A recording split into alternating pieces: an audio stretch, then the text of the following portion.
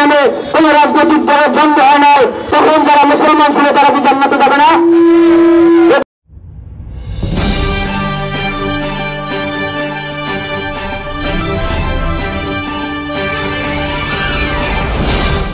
যারা জান্নাতে যেয়ে থাকে তাহলে এই ভণ্ডামির শেষ কথায় এরা কি ইসলাম ধর্মের বাইরে কাশ্মীরের মতো নতুন করে ধর্মের প্রচার করা শুরু করছে। মুসলমানদের এখনই সচেতন হওয়ার সময় ধর্মের নাম দিয়ে কারো কাছে ভোট চাওয়ার কোনো সুযোগ নেই। এই দেশ গণতান্ত্রিক দেশ, গণতান্ত্রিক উপায়ে আমরা আমাদের রাজনৈতিক চাহিদা, আমাদের রাজনৈতিক ইচ্ছা আমরা বাস্তবায়ন করে থাকি।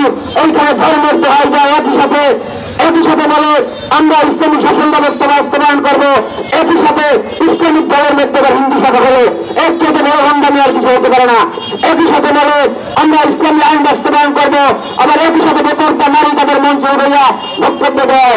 আজকে আপনারা যারা এখানে ওলামারা উপস্থিত আছেন, আপনাদের কাছে আমার প্রশ্ন থাকবে, এইগুলো যদি ভণ্ডামি হয়ে থাকে, আপনার ইমানে যদি এগুলো ভালো থাকে, এইগুলো যদি মুসলমানদের আকিদের বিরোধী কার্যক্রম হয়ে থাকে, আপনারা প্রচারণায় নামেন, আপনাদের মুখের কথা মানুষ শুনবেন।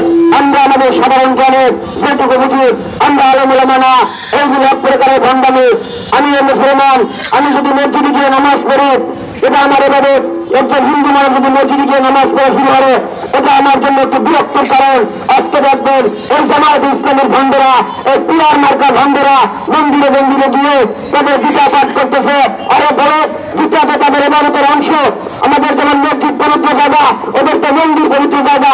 তোমার পবিত্র জায়গা দিয়ে তোর উন্নয়ন বিসর্জন দিয়ে তোমার ধর্ম পালন করতেছে শুধু ভোটের আশায়, আর নিজেকে ইসলামিক চিত্তবিজ্ঞানী করো, নিজেকে ইসলামিক রাজনীতি বিজ্ঞানী করো।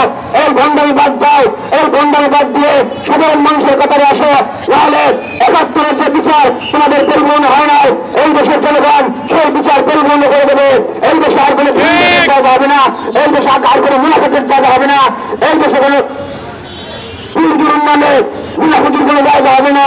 আজকে সময় সংক্ষিপ্ত, এদের মধ্যে আপনারা অনেকক্ষণ ধরে মিছিল করেছেন, আমি কথা দীর্ঘায়িত করবো না, কিন্তু আমি যে কটা পয়েন্ট বিচ্ছিন্নভাবে আপনাদের কাছে প্রশ্ন তুলে গেলাম, আমার কথাগুলো আপনারা চিন্তা করবেন।